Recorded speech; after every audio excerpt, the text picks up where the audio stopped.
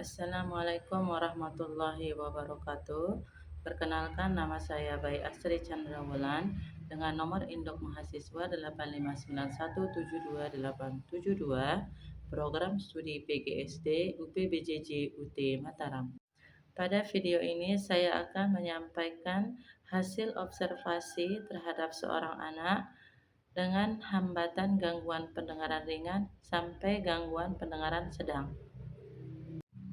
Halo semuanya, pada video ini saya akan memaparkan hasil observasi mengenai anak dengan hambatan pendengaran yang telah saya lakukan di SD ITU Husnul Al-Muslim Aidewa. Observasi ini dilakukan pada siswa kelas 1 atas nama Anaya.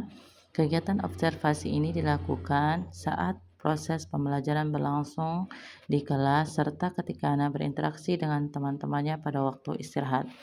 Tujuan observasi ini adalah untuk mengetahui karakteristik hambatan serta kebutuhan belajar anak yang mengalami gangguan pendengaran ringan sampai sedang. Berdasarkan hasil pengamatan, Anaya menunjukkan beberapa perilaku yang mengarah pada adanya hambatan pendengaran.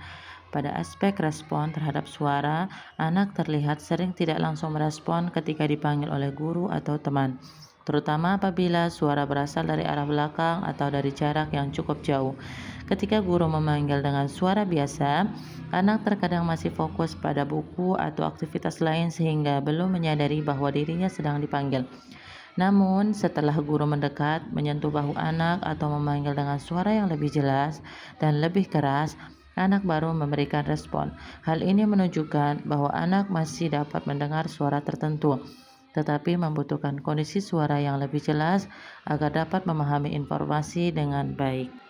Dalam kegiatan pembelajaran di kelas, Anaya terlihat cukup tenang dan tetap mengikuti proses belajar, tetapi partisipasinya cenderung pasif. Anak jarang mengangkat tangan ketika guru memberikan pertanyaan kepada seluruh siswa.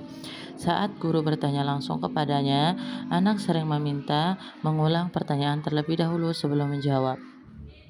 Pada kemampuan memahami informasi lisan, Anaya tampak mengalami kesulitan ketika guru memberikan instruksi secara verbal tanpa bantuan visual.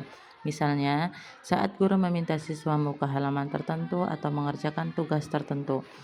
Anaya beberapa kali terlambat mengikuti arahan dan cenderung melihat pekerjaan teman terlebih dahulu sebelum memulai pekerjaannya.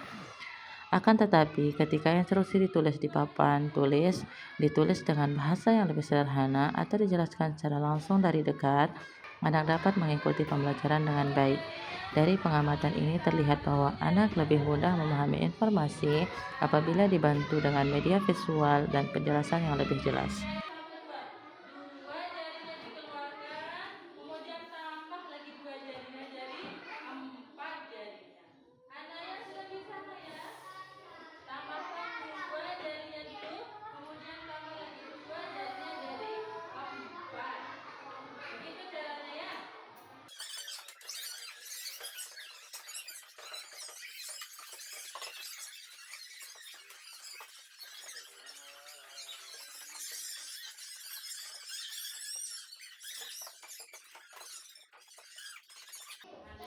Berdasarkan seluruh hasil observasi tersebut, dapat disimpulkan bahwa Anaya menunjukkan karakteristik anak dengan kemungkinan hambatan pendengaran ringan sampai sedang.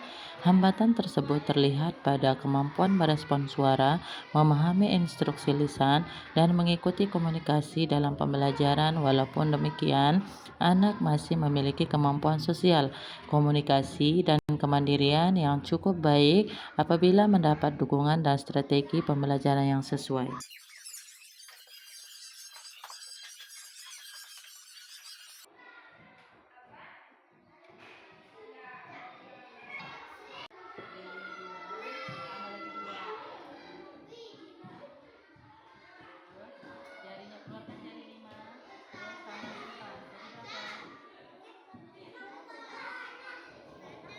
Melalui kegiatan observasi ini, saya memahami bahwa anak dengan hambatan pendengaran tidak selalu terlihat berbeda secara fisik. Beberapa anak tetap dapat berbicara, bermain, dan belajar bersama teman-temannya, tetapi mengalami kesulitan dalam memahami informasi lisan secara cepat.